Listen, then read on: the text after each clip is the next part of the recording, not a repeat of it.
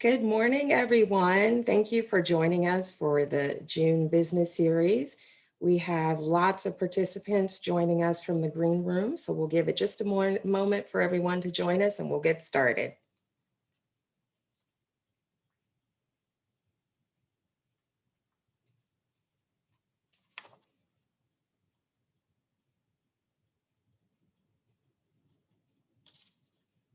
So again, thank you for joining me this morning for Business Series Workshop. My name is Elaine Bono with Downtown Inc. and the York County Economic Alliance. We have a really exciting presentation today. I think you're going to truly enjoy it and get a lot out of the content. And we want to first start by thanking our presenting sponsor, PNC, for your support of the Business Series Workshop and making this possible each and every month. So you can see the full calendar of content that we have coming up for Business Series Workshop on the website on downtownyorkpa.com under the merchant section. Something else I want to mention to you before we get started and go through a couple of housekeeping things. It is June, which means it is summer in the city. So I would invite all of you to go to the website to hear about everything that's happening in the city. Just click on the Summer in the City page at downtownyorkpa.com. Also, First Fridays on Continental Square is back. You can read about that. We have a new Clean 15 program, just encouraging everyone to take pride in our downtown and do your part to keep it clean and curb appeal and welcoming as we welcome visitors and residents back into the city for warm weather months. Also, if you are a business owner in the city, I'd encourage you to join our Facebook page, our Facebook group, just for merchants, and maybe we can drop that link in the chat. You can read about all of this. You can submit information on any events that you have coming up so that we can share that on the Summer in the City page. And of course, that's relevant to what we're talking about today, right? Marketing your business. So we encourage you to send us any information about what you have going on, questions that you have about how to participate in events so that we can help you co-promote your business, your events, and just amplify that message. So today's conversation, just to let you know, for this workshop, it's always an hour, so we're going to stay on time and end at 9:30, but we will leave time at the end for Q&A. So as you're listening to the presenters, if you have any questions or you have a comment, please just drop it in the chat or in the Q&A, and we'll save time at the end to make sure that we get to that. Also, I know you're going to be jotting down lots of notes, but rest assured, we will put this presentation, the recording, on the website under the Business Series Workshop so that if you want to go back and review anything that was covered, or maybe share it with another business owner that you think would benefit from this information, we encourage you to do that as well. So today's conversation, marketing your business, in talking to small businesses, this is one of the challenges that I hear about most, right? How to have ongoing, consistent communication with your customers that really represents your brand, your business.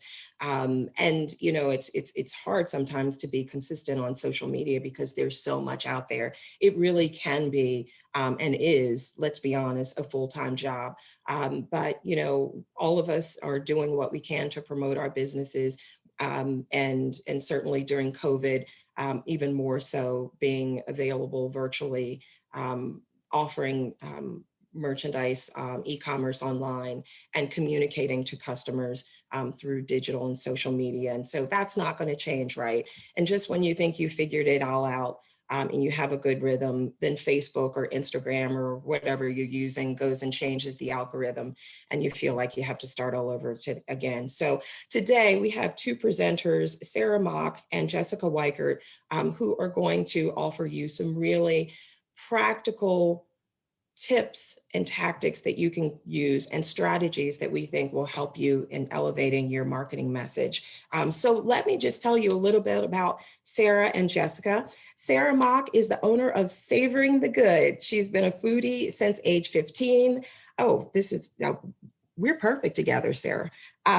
Sarah has stepped into the professional kitchen as a prep cook and discovered hard work and love for culinary craft as she came alive when creating cuisine for others. Sarah's lifelong love of food led her to earn 2 degrees from Johnson & Wales University, and Sarah fell in love with travel the first time she took the Amtrak train to college. It was a more effective way for her to travel up and down the East Coast and return home each break. And then in her junior year of college, she was invited to tour Germany and Switzerland for 10 days. And her entire world opened up and her appreciation for other cultures and destinations grew. So now I know the story behind Savoring the Good, Sarah. That's fantastic. And I can't wait to hear more from you. Also joining us this morning is Jessica Weikert. Jess is the owner of Revolt Style Studio, one of my favorite places to shop. Jessica's love for vintage began through her interest in affordable, eco-friendly fashion, and her vintage collection began to grow. She began doing pop-up shops around the region and is now running her own boutique in downtown York on North Beaver Street. So both Sarah and Jess, as I mentioned, are York business owners and well-established self-marketers, and they are going to provide you some best practices and tips and tools and things that you can really apply starting today. So I am excited to hear from both of them. And with that, I will turn it over to you, Jess. Good morning. Welcome. Thanks for joining us. Good morning, everyone. Hi, everybody. This is my first time sharing a PowerPoint on here, so it might take me a second to pull it up. Let's see.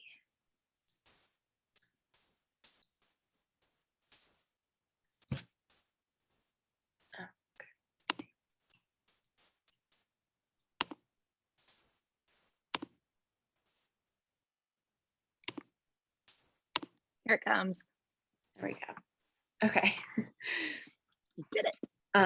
Yeah, so like Elaine said, I'm Jessica. I own Revolt Style Studio. And I actually was existed before I had a storefront. So I was doing online marketing before physical marketing because that was my only option. So it's been 7 years of digital marketing, we'd say. But anyway, so Sarah and I worked on this presentation together for you guys. And so we'll kind of be going back and forth with our take on what we put together. So digital marketing for your business. There's different types of digital marketing that you can do. So your website, social media, which we all know, Facebook, Instagram, Pinterest, YouTube, all of those things. And then there's local listings such as like Yelp, Google My Business, and anything that's specific to your industry. Like for restaurants, there's a lot of restaurant specific ones. Or even if there's local ones, like Downtown Inc. has on their website where you can be listed as well. And then email lists and apps. So that's other apps besides social media. And I kind of include like if your business has its own app or anything that you use that you can interact with customers would be considered under digital marketing because you use that to interact with your customers, advertise to your customers, talk with your customers and stuff like that. So any messaging apps or data sharing apps, or for example, like OpenTable for restaurant reservations, or menu sharing apps, food ordering apps, scheduling apps, anything like that would be considered under digital marketing and gives you an opportunity to market your business to your customers. Do you have anything to add? I was just going to say I think you touched on it, but the texting apps, whenever you have a sale coming up or there's a promo or an open house. I know there's several businesses downtown where I'm on their text chain, and it's like, don't forget, we're having buy one, get one, or come and see the new whatever it is. And even if I don't have my Facebook open or my Twitter, my Instagram, it still comes through in my personal feed in my phone, so that it's another way of touching your customers without it's very personal. So that's something that you can do. Very similar to how an email list would work, but there's texting ones as well. And then so I'm gonna kind of give you guys like a background of how I develop my content, and just like general back end stuff for content. And then we'll get into like the different ways you can utilize that. So there's two main types of content when you're talking about digital marketing. There's static and dynamic content. Static is stuff that stays the same. Dynamic is stuff that changes. So static content on your website is like your about me page, your contact info, your logo at the top. And for Facebook, it's your profile picture, your address, hours, and similar on Instagram, the bio that's on top, your profile picture, your link, and then the highlights. And then dynamic content would be stuff that changes regularly. So that's the announcement banner on the top of your website, new products, your blog. And then on Facebook, that's the feed, the posts, photos, videos, lives, and same on Instagram. And the reason why I wanted to touch on the two different types, static and dynamic, is because it's good to have both. If your Instagram and Facebook and website are 100% static content, not only does it hurt your SEO, but when customers come to see it, they might see they haven't updated regularly.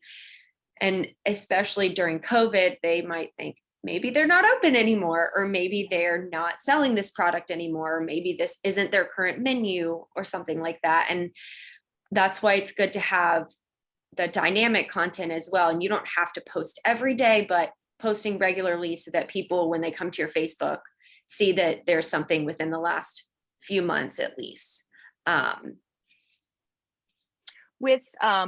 If you want to compare static and dynamic content to a house, your static content is your foundation and your walls. You want to get it right the first time. That's base one. And then your dynamic content is going to be your curtains. It's going to be your paint. When your friends come over, do they see that you're actively in your house? Have you done things? So you've got your foundation and then the things that change seasonally. Both equally important, because you can't live without a house. Okay, and then there's, under that umbrella, there's a lot of different types of dynamic content.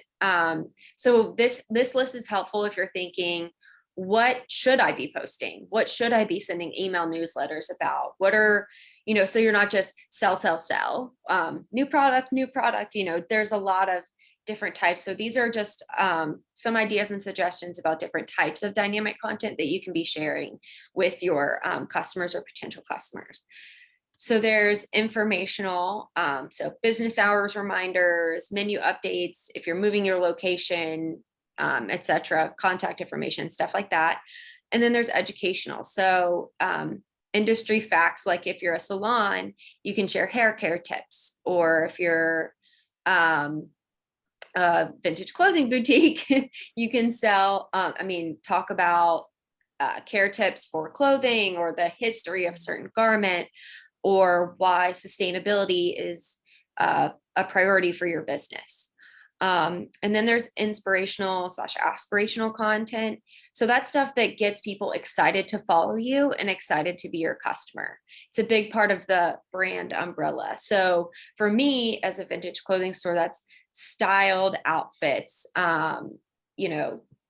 using models for my photography, doing, I do a lot of reels where the person gets to pick out their outfit and you get to see how it looks, and people see that and they want to not only interact with that and buy the clothing, but also it gives them ideas and they come back for more. And I'm sure that's a lot of what you do, Sarah. Sorry. Go ahead. Oh, just saying with your recipes, that's in the. Yeah, mine all interlink. And if you like this one, you could like this one. If you don't know how to do this, then go over here and learn this technique. It's building this web of information. And a lot of what these dynamic contents do is it's building trust with your customer. It's showing that you're more than just the dollar. You're about community. You're about taking care of your employees. It's building trust and showing the diversification of your business and how you're not just something static. Exactly. You're more than just your product, or you're more than just your location.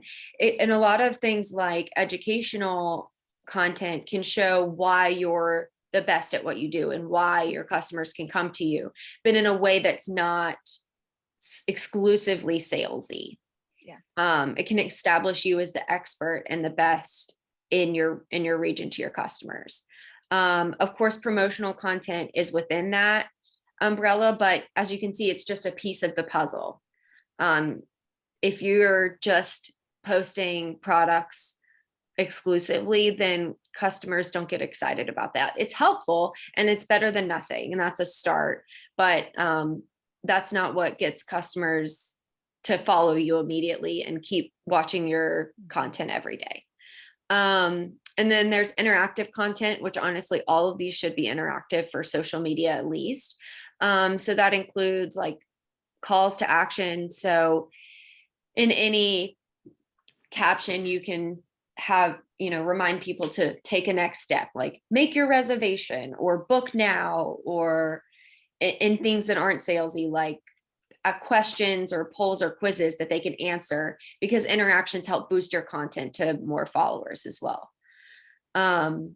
Entertaining content. Sorry, with those call to actions, what you can do is you can ask your clients, what are they interested in? So Jess could be like, what is the hardest vintage piece you are having a hard time finding in the 70s? Or restaurants could be like, what is your favorite appetizer that we serve? So you know that this is what your audience is interested in, and then you can cater to that. Or if you're not seeing an answer that you think it would be, you'd be like, oh, that is totally not what I thought. And for free, your audience is giving you this information and ideas. Absolutely. I use polls for new product ideas all the time on my story. And it can go one of two ways. I can get 100% of my followers love the new product and start messaging me about pre-orders. And so that's great. Or, 75% say no. And then I saved the money on investing in that new product. And it's just a small section of my customers, but it's my most engaged customers, which are often your best customers. So it's a really, really great way to interact with your customers on a regular basis, but also they're participating in your business and they feel some ownership of helping you create a better business, and they get excited about it as well. And then there's just entertaining content. So funny videos, you can share viral content as it relates to your brand, holiday content, like Christmas outfits and recipes and all kinds of stuff like that. And then there's connecting content, which all of these should be connecting. They're really intertwined, honestly, but connecting content is stuff that shares, your story and what makes you uniquely you and your business special. So that can be behind the scenes stuff that's, about your business, like the history or why you started to do what you're doing, and sharing community content as well. So collaborating with other businesses, sharing what's going on with your neighboring businesses or other similar businesses in your industry, in your area. That really, if everybody's sharing everybody's content, you're reaching triple, quadruple the audience.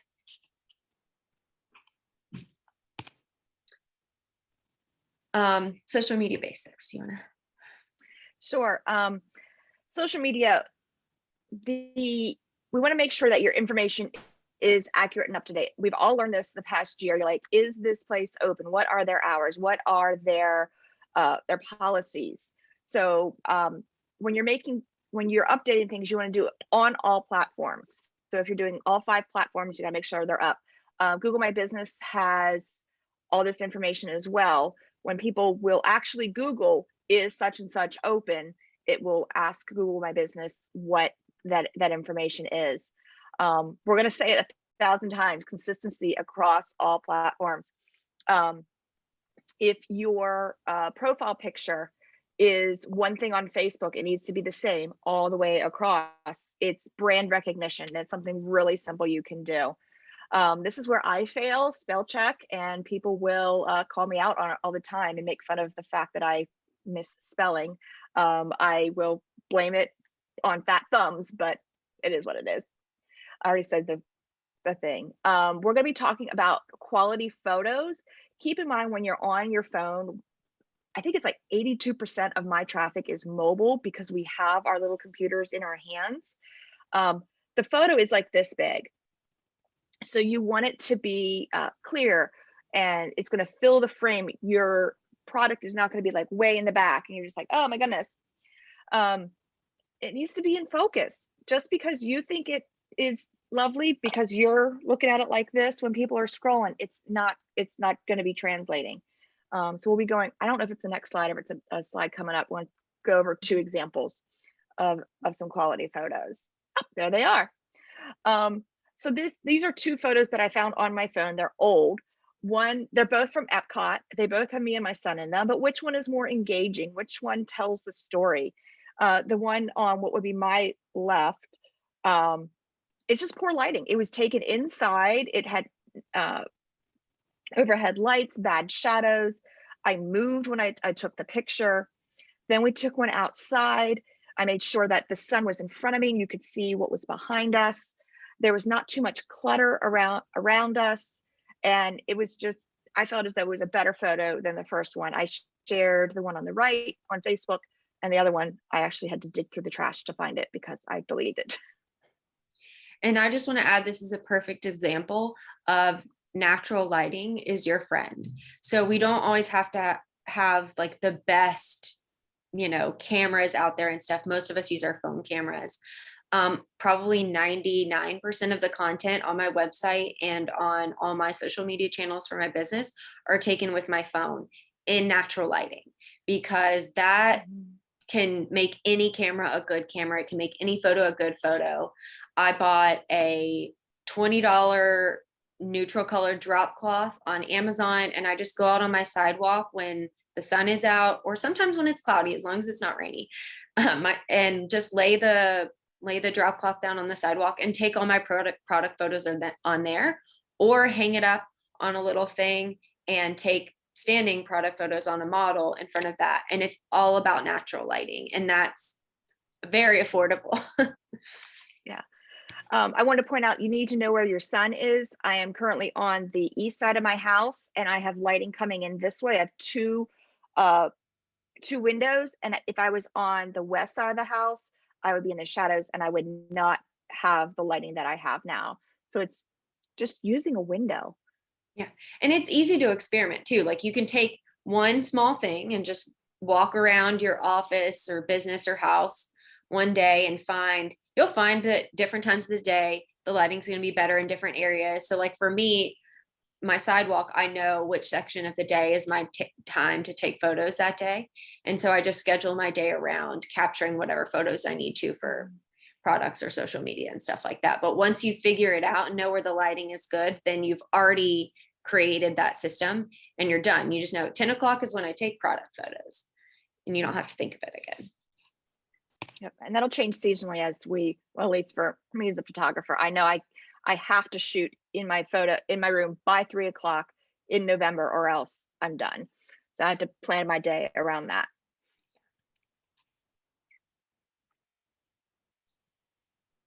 All right. So if you do not have Facebook, you need to get Facebook. I know change is hard, but we've got to do it. This is where we have to go. So you're going to sign up for Facebook, and you need to think of Facebook not as just like photo sharing and meme sharing. This is a social media. This is a search engine. This is like Google's brother. So all the information that you feed it, it's going to put it out into Google. So when someone is looking for kid-friendly event this weekend, or lawyers near me, or pick your own garden near me, all that information is fed into Google. And what will populate is those who have filled out everything correctly. Like not correctly, but yes, correctly, but also completely. So if Facebook is asking for it, you tell Facebook what it is. What is your address? You type it in. What are your services? You type it in. And make sure it's in the right section for that as well. That's where Google knows that it is the accurate version of that, not just in a post, but in the about me where it says address. That's where you put your address. Yeah, when you're setting up all the pieces and parts. But Facebook is, you can, a lot of people think you just go on your phone and you do it once. You can schedule. They have Facebook schedulers, which are free. I call it in the back end. So if you know that every Tuesday, or what we used to do throwback Thursdays. So you know that every Thursday at 10 o'clock, you're gonna be doing a throwback to whatever. You can schedule those out, believe it or not, months ahead of time. So just like do it once and keep it going. Another fun fact, Facebook, I like to say Facebook and Instagram are married. They're under the same umbrella. So you can actually post on Instagram and tell it to auto populate to Facebook with your connected accounts. The accounts do have to be connected. And this is why you need to be consistent on multiple platforms so that everything is all interactive and connected. So you post it on Instagram, say go, and then boom, you already have a post ready to go. And that goes for one of my, that goes for feed posts and story posts as well. It can auto do both. Yes. And those who don't know, there is a feed post, which is your static little square, which sometimes can be a video, sometimes can be a carousel. And then the stories are they what, 15-second? They could be either images or rolling video.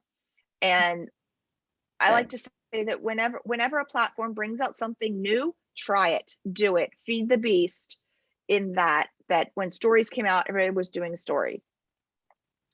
And it's a great way of, at least you can talk more about this on Instagram, but giving a up to the minute behind the scenes look of what is happening in your business right now.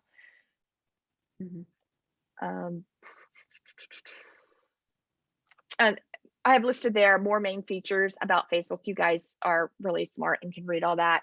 I do want to say that Facebook is favoring groups currently versus just a straight feed.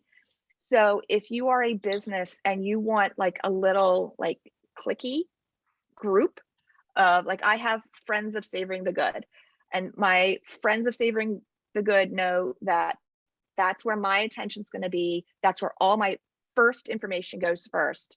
It's kind of the it club for the Savoring the Good fans. So if you have a group, you could be like, all right, you guys, because you're in this group, you will get first look at the sales that are coming up. And if you want, you have first rights of refusal of purchasing the product. I mean, you can do whatever you want. Another great example of someone who uses groups very effectively downtown is my girlfriend's wardrobe. She has her VIP group and they do get first access to things. She also has uses Facebook Lives regularly. That's something that started during the closures and has continued because it's so successful for her. And what she will do is she has pre-scheduled lives like every Wednesday at 9 a.m. or something like that. And she will go to the group and say, what do you want to see today? Skirts, dresses, sweaters. And they vote, they get to choose what they shop digitally. And then she shows them that product. And it's win-win. The customers get what they want. And she knows what content to give her customers and what they're looking to buy so that she can sell. Sarah, there's Q&A stuff popping up. I just saw that. Do you want to wait to the end or do you want to address these things now? Well, if I'm sharing my screen, I'm not sure I can look at them. Oh, so okay. Do you want to look and see if there's any questions that need to be addressed currently? Let me take a look real quick. Keep talking. I'll figure it out. And Sarah also missed on the bottom, when you're using ads on Facebook, do not hit boost. Yes. That's just a Facebook trick. They get you to pay more. What is more bang for your buck is using targeted ads. It takes a minute to learn it and they change it all the time. Just accept that that is the reality of social media. But there's a lot of great articles online to help you with that, including Our York Media has a online class that you can take on how to create effective ads for you. The boost, the difference is the ad you can tailor to exactly who you want to share it to and when you want to share it.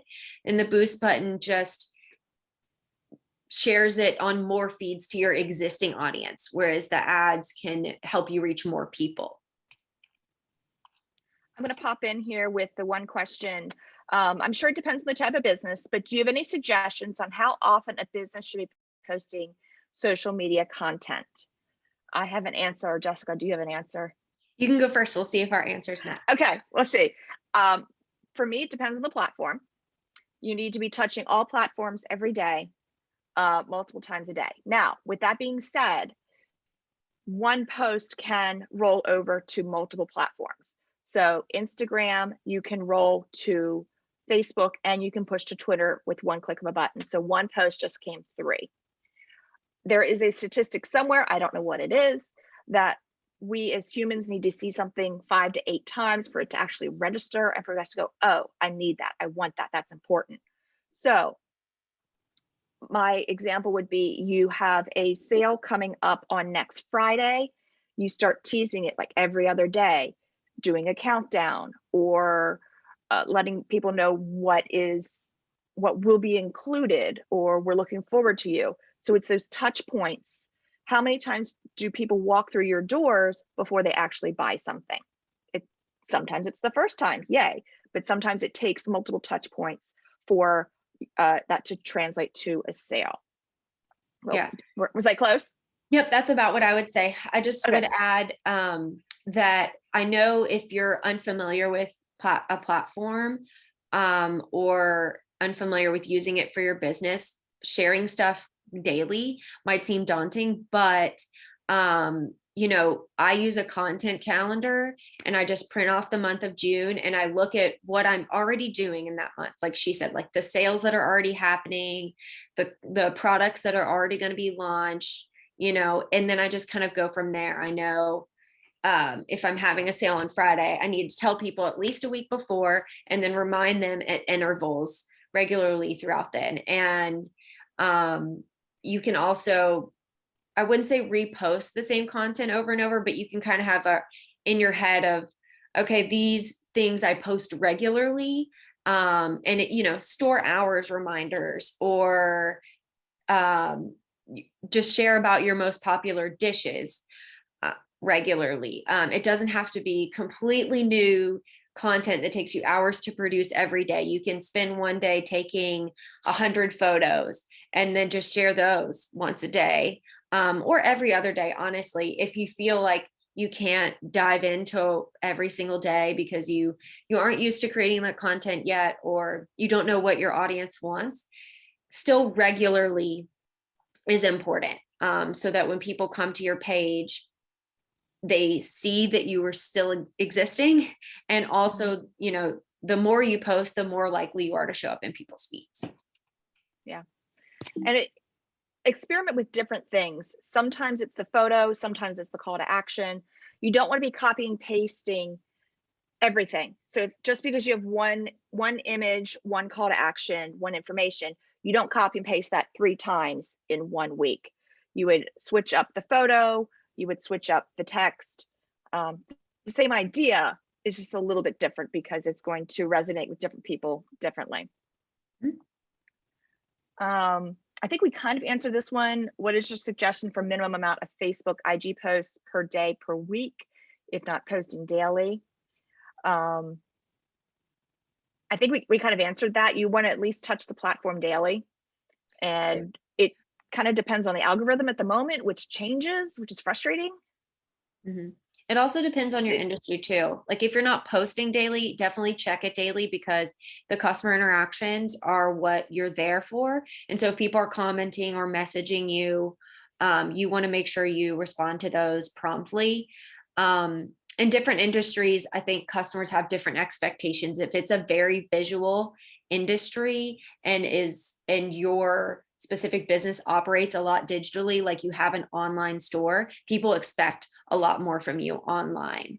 But the more you post, the better the opportunity you have to get something out of what you're doing. One more question. Do you have any suggestions of downtown York businesses that have a productive social media presence that we could follow and emulate, of course, besides Revolt? I have some in my head, but if anybody in the group knows of who they like to follow, I know my girlfriend's wardrobe is great. Kimmons has moved to Virginia, but she's still a great one to follow. One media, not one, well, yeah, one York Media. I'm blanking. The Two Tonys group. Oh yeah. Yes. O&E, yeah. Yeah, they have a lot of content because they have a lot of restaurants. They do. Um, And then each of those restaurants cross-post the information. Yeah, that's something that they do really well, is they give you a lot of behind the scenes on what's going on, which makes you feel really invested in their success, even if you've never eaten there. She's really good at that side of it. And I mean, there's a lot of businesses doing great stuff downtown in different ways. And I think what you can do is, follow the businesses you like downtown if you aren't already, see what they're doing and what seems to be doing well for them, but also what you like. I mean, you are a consumer of social media, and so you may not be exactly the same as every other person consuming social media, but your taste can mirror a lot of people's. And so I know what I like to see on Instagram, what I find engaging, what photos I find beautiful, what stories I think are interesting. And so I can kind of say, that's really cool. How can I adapt that for my customer? And then use what I know about my customer to create my version of that. I just wanted to call out. Even if you're not what? I was going to say, call out just you okay, go, you 1, go. 2, 3. All right, I'm going to call this out just so that it's on the recording. I don't know if the chat is picked up in the recording, but suggestions for our fellow small businesses: Pineapple Home Gallery, Cantina, Revolt, My Girlfriend's Wardrobe, Naked Chick Art, York Revolution. So make notes and check out these platforms on Facebook, on Instagram, Twitter, and see what they're doing. Don't copy it, but be inspired by it, because they got called out as being do-gooders. Yeah. And I was just I think we're almost up. Oh, sorry. I was just going to say, it doesn't have to be your industry to be interesting and inspirational. Okay. The last question is about TikTok. We will address that later. Okay. So, all right, moving on. Instagram. You do Instagram because that's you. Okay. So Instagram is not just a photo sharing app. They have a lot of features and a lot of different ways people use it other than just scrolling and looking at the photos. So definitely take advantage of not just posting photos, especially when you post photos. Make sure your caption is engaging as long as an addition to the photo. And then on your bio, which would be your static content of Instagram, the first 4 lines are the most, I think I just did 3. The first 4 lines are the most important. So there's a certain number of characters that you can hit in your bio, but the first 4 lines are going to be the ones that show up without someone having to click more information. It's going to be the very first thing that they see. So along with making sure your profile picture is consistent all across platforms, make sure your bio on Instagram says exactly what people need to know. What are your hours? Where's your location? Who are you? What do you sell? Are you a restaurant? Whatever. And you can add more below that, but make sure those first 4 lines are the ones that's the need to know. And then make sure you fill your bio out completely and keep it up to date. That's the same with all the things that we're going to say over and over again, but make sure that the Instagram gives you an opportunity for 1 link. Make sure that link works. If you want to do some sort of link tree where it's a link to more links, create a page on your website that's, shop now, read our blog, schedule an appointment, whatever. It's a link to more links. That's an opportunity to kind of help your customer navigate digitally with you. And And then, like she said earlier, you can use it to cross post to Facebook. I don't post a lot of organic content on Facebook, which by organic, I mean native to that platform. Almost all my Facebook content is directly from my Instagram, but I use that in my events and my customer interactions and all of that stuff. So it's still helpful on Facebook. And then, like we said, for any of these, almost take advantage of the numerous features and use more than just the feed post. So especially stories for me, and I think a lot of people can have a higher engagement rate. They may not reach as many people, but they will, it will give you an opportunity to engage with more of your existing audience. And the benefit of stories is that there's a lot lower expectation on like quality as far as photo quality, video quality, because it disappears in 24 hours. So your feed posts are going to be, they're going to stay there unless you delete them. And so that needs to be that higher quality, permanent content. And then your stories can be like, hey, look what we just got in, picture of boxes. Like that wouldn't be something that you would proudly post on your Instagram's feed maybe, but your stories, it's perfect because it gets people excited. What's in the box? You can even open the box with them. Jessica, could you touch real quick on hashtags, what a hashtag is, what types you should be using, creating your own hashtag? Yeah. So there's a couple different ways you can have your feed posts reach people that aren't already following you. One is a geotag, so just tagging your location. If you have a physical location, you can do that, or just downtown York or wherever you are. And then there's hashtags. There's a million hashtags and you can make them up or use popular ones, but you want to use ones that are specific to your industry, your product, and the post. So if you have a post of it's Taco Tuesday, like that's a great hashtag, Taco Tuesday, but also you can use hashtag I love York City because you're located in York and maybe reach customers that are in York, not just necessarily people looking for tacos on a Tuesday. And then there's a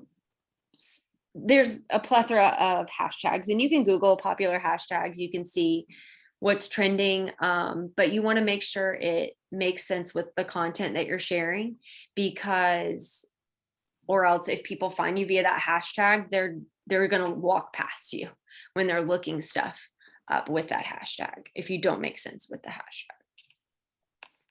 hashtag. One more thing with hashtags, you may have found this, I may not have, but you want to look at the popularity of the hashtag, like how many there are. Like, are there 2 million of them? Are they 1,500 of them? And the popularity of the hashtag should be something close to your follower count.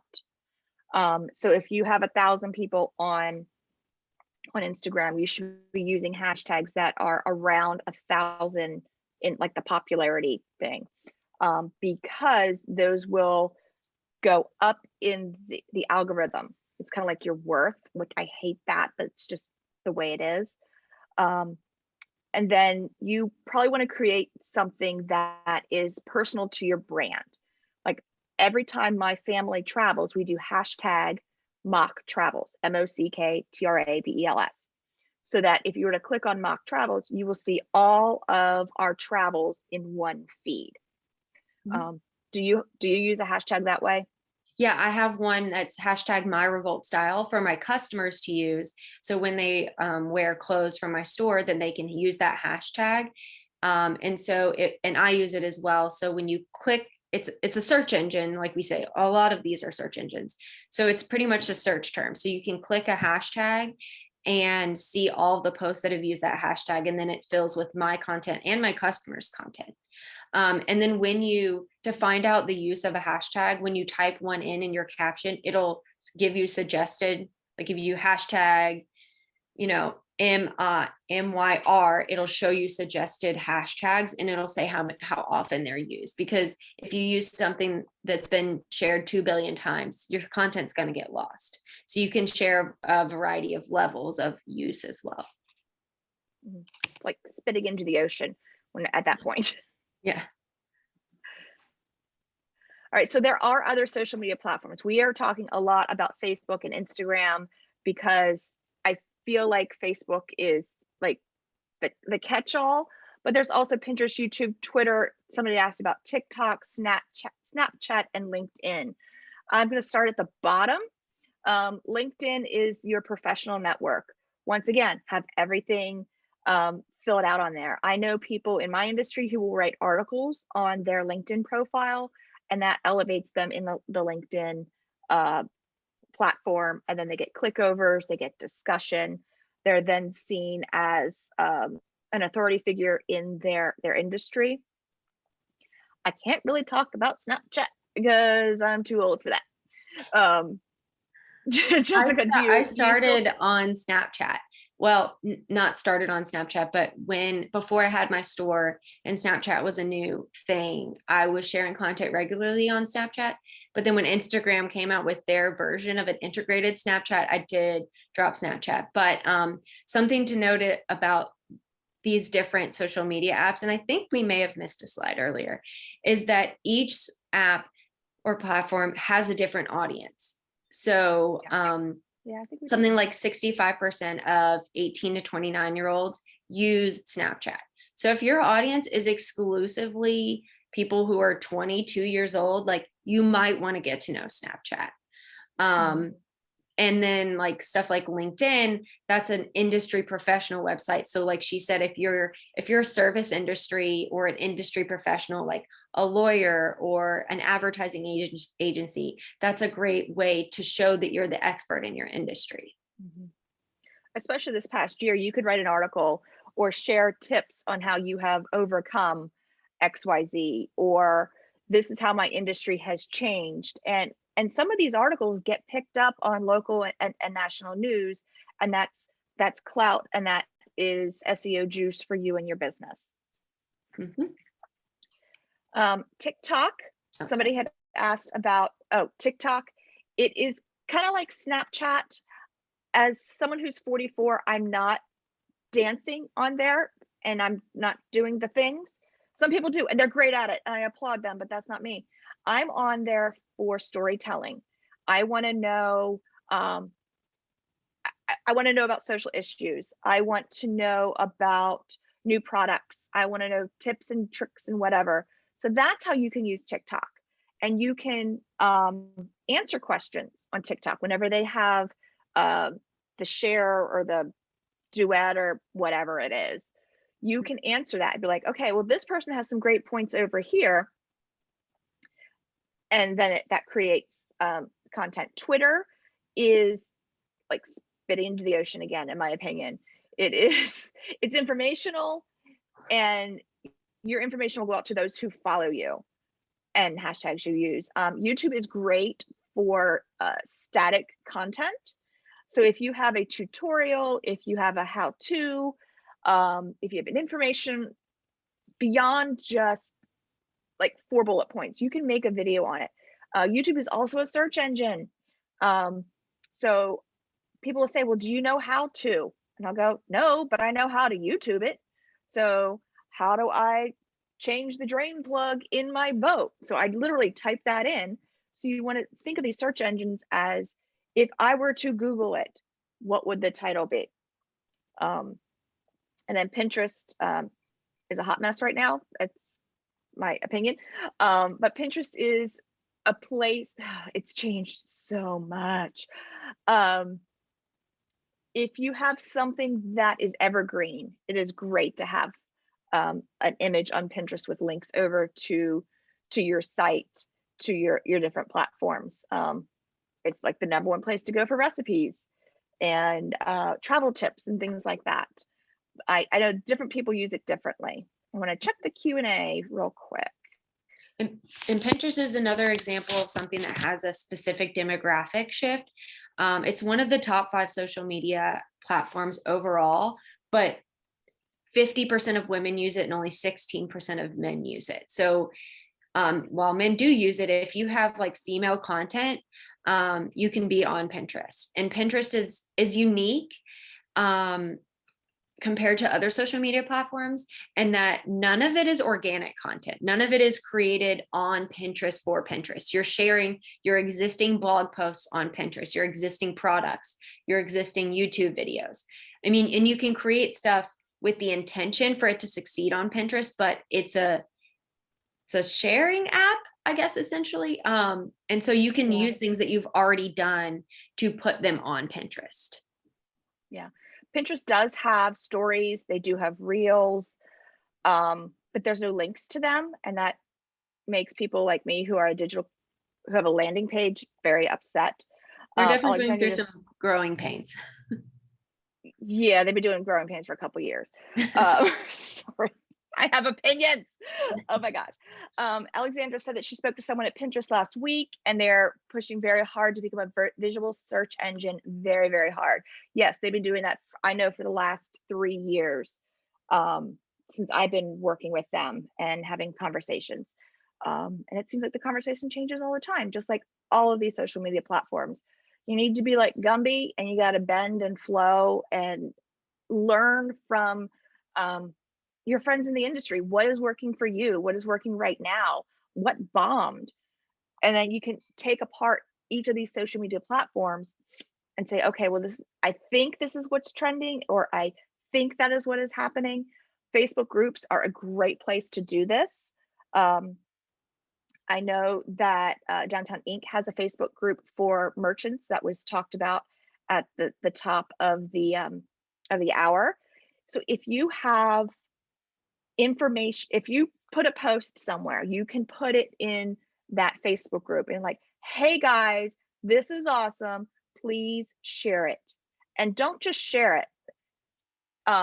If Jessica's studio has a sale, she would put it in the Revolt in the Facebook group. She would then click share, but then she would say something about it, like, this is super cute, or who am I going to see next Friday? You need to have a little bit of interaction whenever you do that. But by sharing your fellow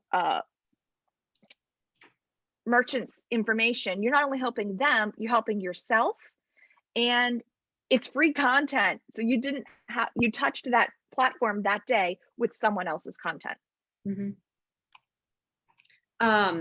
And then we talked a lot about social media, but I wanted to, because that's a big part of digital marketing these days.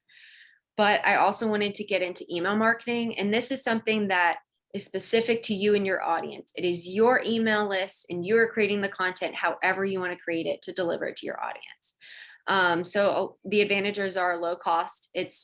There's a lot of free popular email marketing services you can use, or you can even just words that you can type to your email list are better than nothing. You can reach an already engaged audience. So these are people that signed up to receive emails from you, and 100% of people on your email list will receive that email. It doesn't necessarily mean that they all open it, read it, and click it, but unlike social media where only 5% of your audience is shown the post, 100% of your audience gets this email. You can send targeted messages. So you can send different emails to different lists. My girlfriend's wardrobe does this really well. She has her VIP list. She has her purse alert list. She has her consignor list and her customer list. She has a lot of different options, and she sends tailored content to those different people. What I use is people who've purchased from my website, versus people who gave me their email address in store, and then also people who gave me their email address online. So I know which emails to send to which customers. With these services, they have a lot of good analytics. They tell you when people are opening the email, what they're reading, how long they open it, what links they click.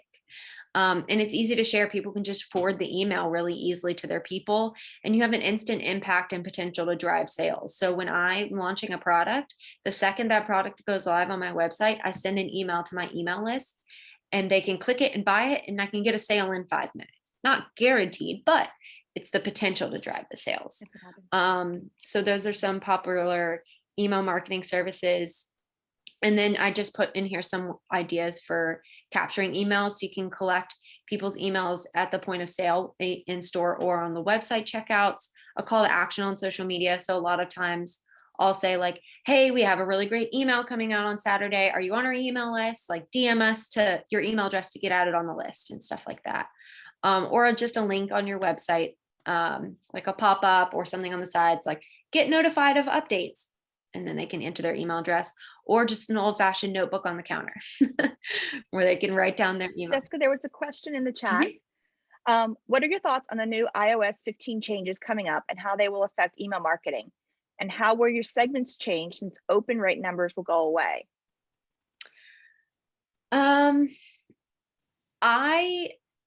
For me personally, I've learned over the years, because the algorithms and all that stuff changes frequently, to not put too much stock on the analytics, because analytics don't make you a dollar. They're very helpful and informative to help you move forward as you create content, create products, reach your customers, but that doesn't pay my rent. So when platforms change or laws change and I have to adapt accordingly, my number one analytic is when I send an email announcing a new product, did I sell anything? If I'm posting on social media that my hours are changing and I still have customers coming into my store saying that they didn't know my hours were changing, that doesn't mean I can't blame it on Instagram. That means I'm not doing something right.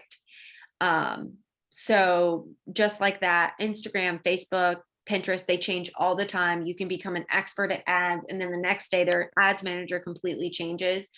You will frustratingly have to accept the reality. And like I said, what is an indicator of a successful business is not your analytics on social media. It is, are you making money? Can you pay your bills? Can you support yourself?